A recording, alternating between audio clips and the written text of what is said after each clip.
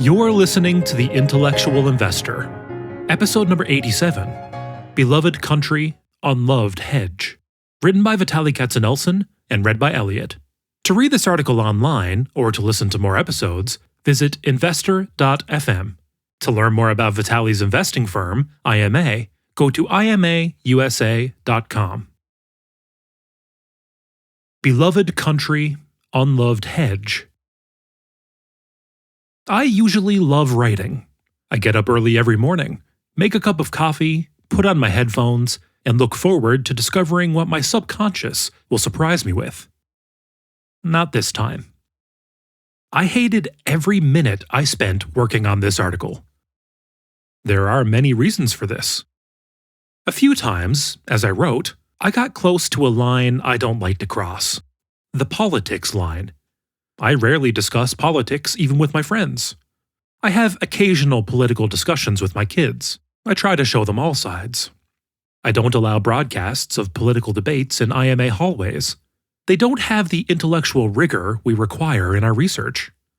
They bring unwanted toxicity, resolve nothing, and nobody's mind ever gets changed.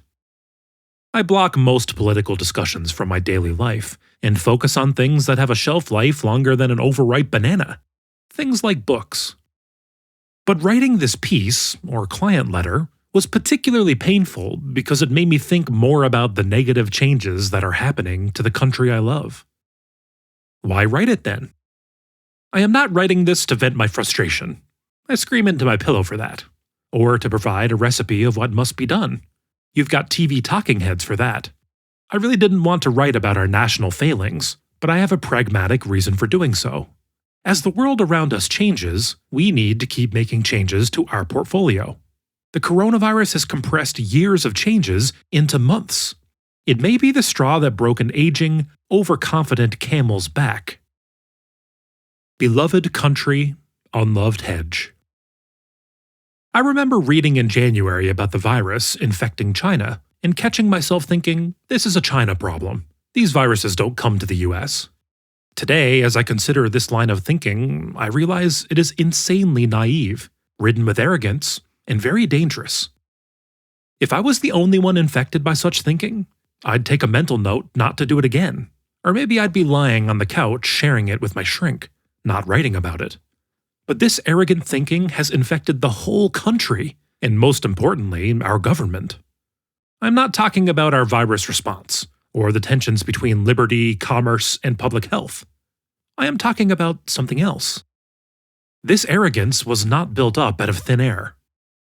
The US truly has so many advantages the rest of the world does not. It is flanked by 2 oceans, and it has 2 friendly neighbors, the polite one in the north and the fun one in the south. It has an abundance of fertile ground to feed itself, and enough other natural resources to be independent from the rest of the world. It has not fought a war on its own territory with a foreign power in over 200 years. It is the world's largest democracy. Measured in GDP, India is the largest by population. It is the cradle of technological innovation. Every piece of technology that sits on my desk has its roots in the US. It is for these reasons that the US dollar became the world's reserve currency. America's competitive advantages are rooted in its geography. But the reason the dollar became the global reserve currency is that the US had the world's largest, strongest, steadily growing and conservatively financed economy and a stable political system. The US Constitution is a big help here. Let's zoom in on this point for a minute. Despite your ability to touch the green US dollar in your wallet, it is just a piece of paper that is worth something only if you and everyone around you believes in it. After World War II, the world believed in it.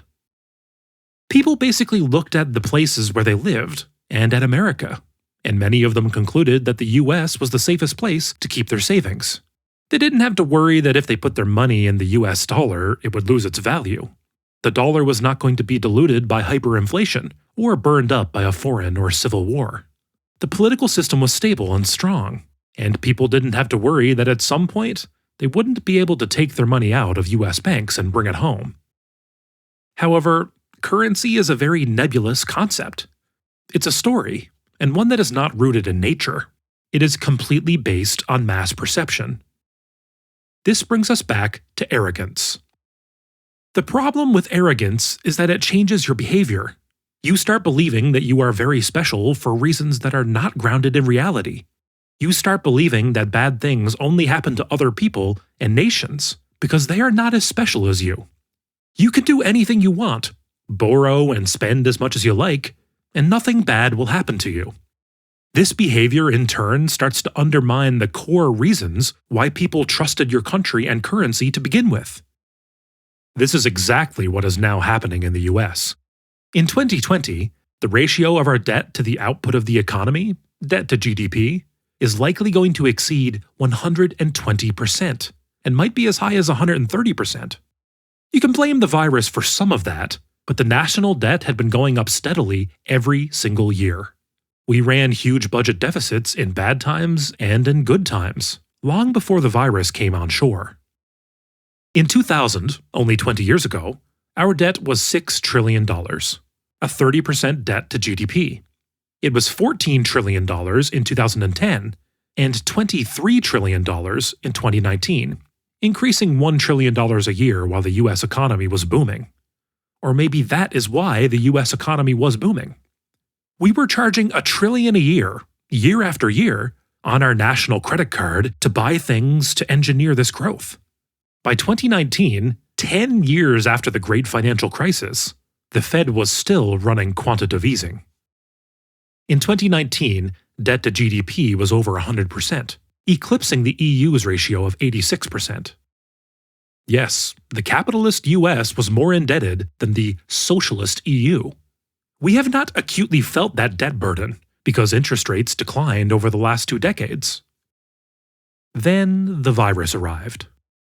The US has spent 12% of GDP, so far, to keep the economy afloat during the shutdown. Twice as much in terms of GDP as the rest of the world, 4 times as much as the largest European countries, 3 times as much as Japan. Our debt has skyrocketed by another, maybe $6 trillion, too soon to tell.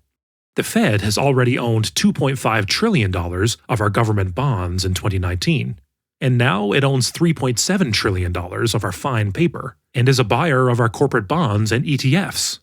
Stocks are likely to be next. Credit rating agencies have already put our AAA-rated debt on negative watch, signaling a possible downgrade. Countries like the US that borrow in their own currency don't default on their debt, at least not by failing to make payments.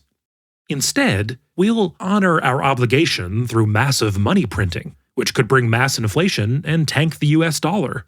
Who wants to own a currency that buys less and less? God help you if you reached for yield and loaded up on long-term bonds, a trade that minted money for the last 30 years. Long-term bonds will be widowmakers. But our large debt pile is only part of the story. In the largest economy of the world, the staunchest advocate of free markets, the cost of money, arguably the most important commodity, is set by a dozen economists. Think about that when you hear the US calling another nation a manipulator of its currency. In 2020, the social fabric of our society is tearing apart. It is our tribe against their tribe. Every time you think the toxicity of our politics can't get any worse, it does. Unlike in the country that came together during World War II or 9/11, this time, the coronavirus has pulled us further apart. It doesn't look like the outcome of the 2020 elections will change that, and so the inertia of the last 20 years will persist. Our foreign policy. Nobody knows what it is. The only time we hear about it is when we bicker with our neighbors and allies, bomb some country in the Middle East most Americans cannot find on a map, ratchet up tensions with China, or for the nth time slap sanctions on Russia.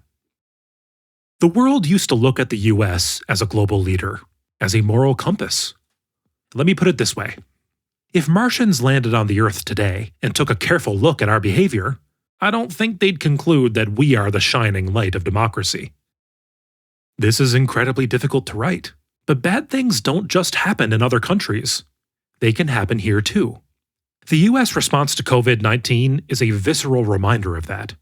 We'd like to believe that the US is special, and it is special to us, but the laws of physics are not suspended here, and neither are medical and economic principles. Though the US dollar is unlikely to lose its reserve currency status in the immediate future, for no other reason than that there are no better alternatives, every contender has problems of its own, the strength we've seen over the last decade will likely fade into the rearview mirror. The virus has accelerated trends already in place. It has hastened the beginning of the end of globalization. Globalization was a tailwind to the US dollar in its role as the central medium of global exchange. And deglobalization, or localization, has the opposite effect. We are also wading, and are already knee-deep, into a Cold War with China, a topic for a separate discussion. We are waging a technological Cold War with them, and vice versa. The dollar's decline may mean higher prices, higher inflation, we are a net importer, and higher interest rates. The Fed will try to squash interest rates until it cannot. In our portfolio, we are already partially positioned for this shift by owning foreign stocks. A weaker dollar means their earnings will go up in the US dollar terms. But there is another thing we can do. Buy gold. That's something we have resisted doing for a long time. I expressed my thoughts on gold in October 2019, which you can find in the show notes. There are so many reasons why I don't want to like gold. I have no idea how much it's worth. It doesn't have cash flows. It is a medieval relic. It has no productive value. It just sits in the vaults of central banks or stashed under mattresses. Gold is hedging us against two scenarios: a weaker US dollar and the debasement of all currencies. The dollar declines, but so do other currencies. Dollar outflows will be looking for homes. Some will flow into euros, British pounds, and Swiss francs, and some into gold, an incorruptible asset class. Central banks and politicians cannot create more gold. In the past, our justification for not owning gold was that we'd rather own good companies, and we'll continue to do that. Gold will become just another position in our portfolio, an unloved hedge. Despite the somber voice of this letter, the US is not turning into Zimbabwe anytime soon. Yes, we'll have challenges, but we'll get through it. The British pound was the world's reserve currency for over a century, until the dollar unseated it about 70 years ago. The United Kingdom is still thriving today even despite going through a messy divorce, Brexit, with its European neighbors. Yes, the US will have challenges, but we will adapt to them. At IMA, we'd just like to do it early. And one more thing. I am not a journalist or reporter. I am an investor who thinks through writing. This and other investment articles are just my thinking at the point they were written. However, investment research is not static. It is fluid. New information comes our way, and we continue to do research, which may lead us to tweak and modify assumptions, and thus change our minds. We are long-term investors and often hold stocks for years, but as luck may or may not have it, by the time you read this article, we may have already sold the stock. I may or may not write about this company ever again. Think of this and other articles as learning and thinking frameworks, but they are not investment recommendations. The bottom line is this: if this article piques your interest in the company I've mentioned, great. This should be the beginning, not the end, of your research. Thank you for listening. This and other investment articles by Vitaliy are based on value investing principles that were first brought down from the mountain by Benjamin Graham and later were popularized by Warren Buffett. To learn more about these principles, visit investor.fm and listen to the first episode of this podcast, titled The 6 Commandments of Value Investing. To learn more about how Vitaliy's investment firm uses these principles to create low-risk, long-term oriented portfolios, visit imausa.com. Enjoy life and prosper.